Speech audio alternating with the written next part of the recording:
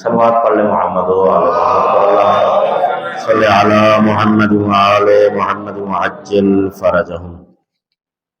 اچھا اب اس میں یہ ہے کہ آذان و اقامت کے مسائل تک ہم پہنچے ہیں، تو آذان کے فضائل اور مسائل یہ دونوں اس حوالے سے چلیں۔ بہرحال یہ ہے کہ گھروں میں بھی تو مستحب ہے، بہرحال مسجد میں اگر نہ صحیح مطلب سارے نہیں دے سکتے ہوتے تو بہرحال گھروں میں بھی ہر نماز سے پہلے بہرحال یہ ہے کہ آذان و اقامت وہ فضائل میں روایات اس سے گزارش کرتے ہیں، لیکن اس کے پہلے مسائل جو ہیں، سب سے پہلا یہ ہے کہ آذان اور اقامت کے دوران بدن کو آرام سے رکھنا۔ ظاہر ہے کہ آذان اقامت خود مستحب ہے، تو یہ ساری چیزیں بھی مستحبات میں ہیں۔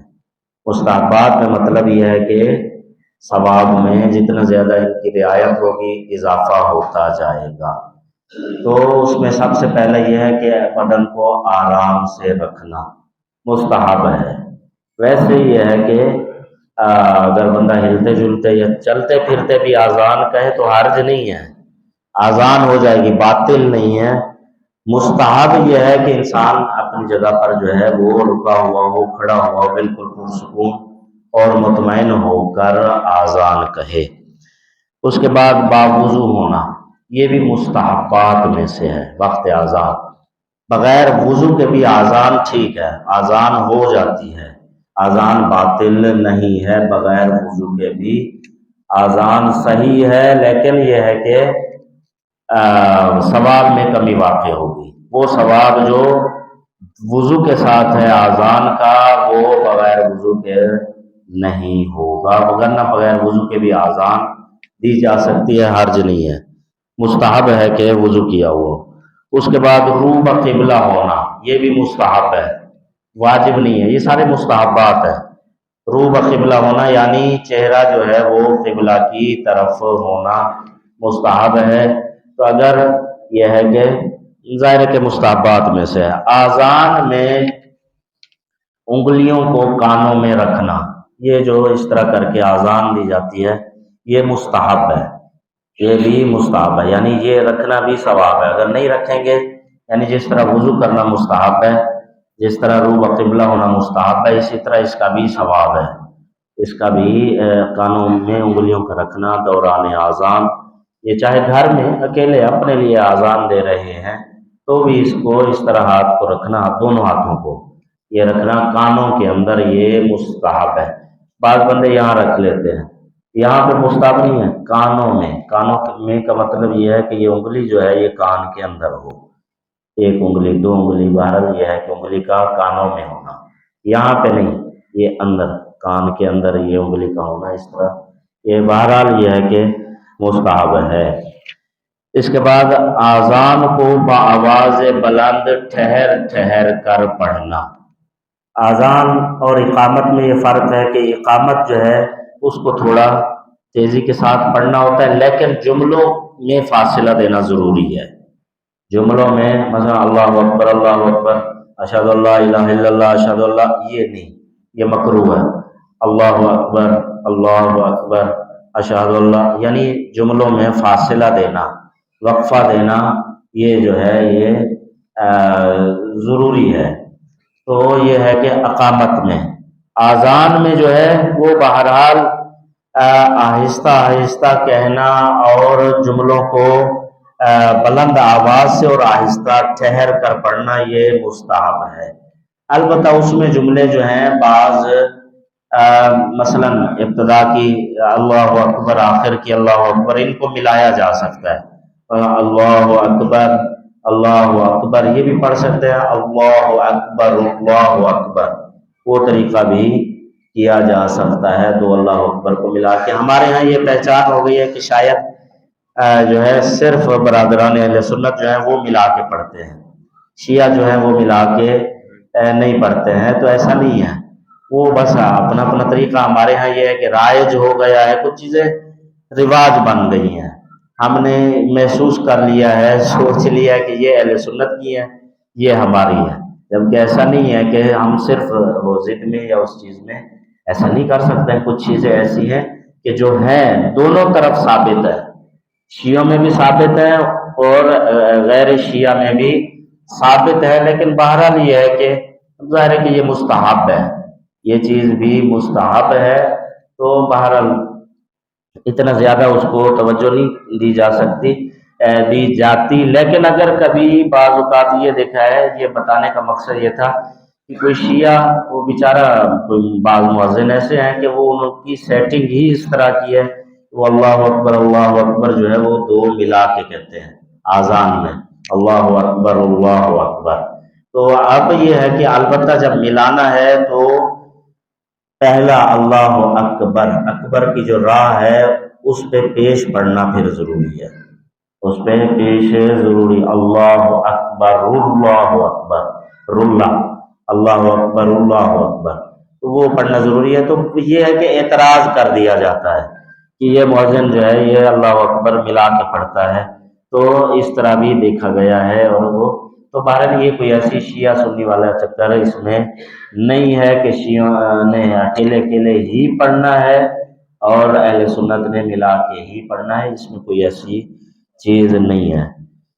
اس کے بعد جملوں میں فاصلہ کرنا یہ خود یعنی مستحبات میں ہے. دوران اذان باتیں نہ کرنا یہ بھی مستحب ہے، یعنی اگر کوئی بات جو ہے ہو جاتی ہے، مثلا ادھر بندہ کھڑا اذان دے رہا ہے تو بندہ اگر آگے یار یہ بٹن گرانا، اچھا وہ کر کے کسی فکر میں آواز نہ جائے، یا بندہ اذان کرتے ہوئے کوئی بات ہو گئی ہے کر دی ہے تو اس میں کوئی حرج، اذان باطل نہیں ہے، اذان ٹھیک ہے لیکن ثواب میں کمی واقع ہو جائے گی. اس کے بعد کھڑے ہو کر اذان کہنا یہ بھی مستحب ہے. بندہ بغیر کسی عذر کے بھی مثلا ادھر کرسی رکھ کے بیٹھ کے سکون سے اذان کہے تو بھی مسئلہ نہیں ہے، کہہ سکتا ہے، اذان ٹھیک ہے، اذان باطل نہیں ہے، اذان ٹھیک ہے ثواب میں. یہ ساری چیزیں مستحبات میں ہیں، کھڑے ہو کے اذان کہنا اور باتیں نہ کرنا، دوران اذان کانوں میں انگلیاں رکھنا، یہ سارے مستحبات. مستحبات کا مطلب یہ ہے کہ یہ سارے جب مل جائیں گے تو آگے فضائل میں آئے گا بسم اللہ کہ اذان کے فضائل کتنے ہیں، فضیلت کتنی زیادہ ہے.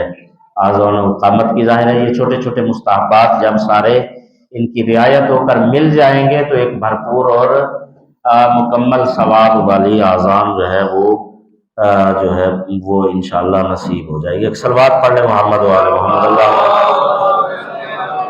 محمد وعلى محمد وعجل فرجهم.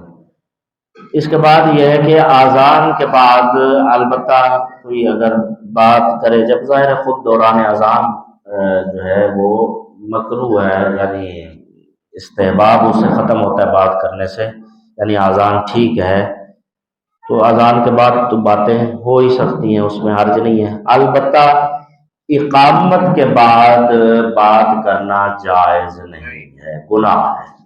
اقامت کے بعد بات کرنا جائز نہیں ہے، سوائے اس کے کہ صفوں کو سیدھی کرنے کے حوالے سے کوئی بات ہو.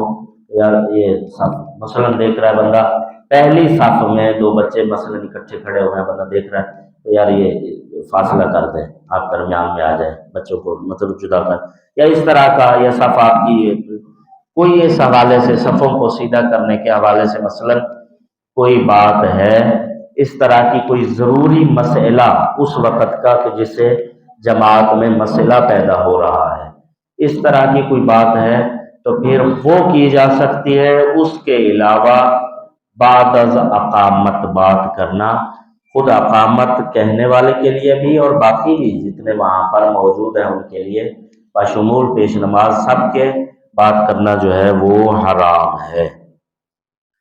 اس کے بعد یہ ہے اقامت کو کھڑے ہو کر، اذان میں مستحب ہے کہ کھڑے ہو کے اذان دی جائے، لیکن اقامت جو ہے یہ کھڑے ہو کر ہی کہنی ہوگی.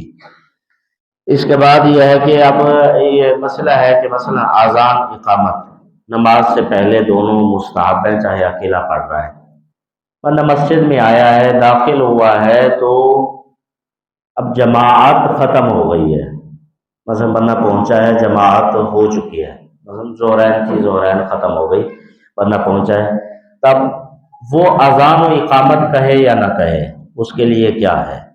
مثلا وہ مستحب اذان اقامت ہے، بہت زیادہ ثواب ہے، تب میں وہ ثواب اگر لینا چاہوں تو کیا وہ جماعت ختم ہو چکی ہے تو مجھے کہنا چاہیے یا نہیں کہنا چاہیے؟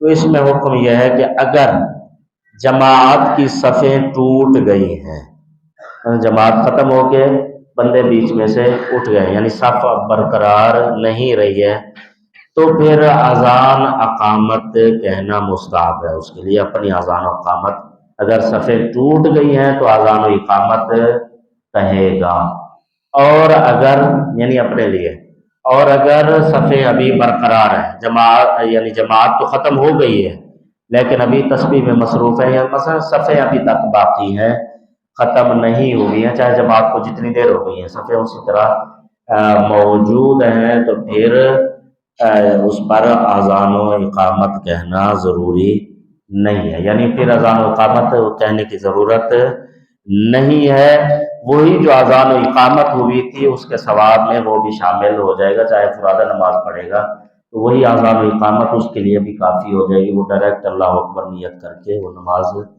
پڑھ سکتا ہے، اگر صفیں یعنی ٹوٹی ہیں یا نہیں ٹوٹی، یہ چیز دیکھنی ہے۔ ایک سلوات پڑھ لے محمد وآل محمد اللہم صلی علی محمد وآل محمد وعجل فرجہم۔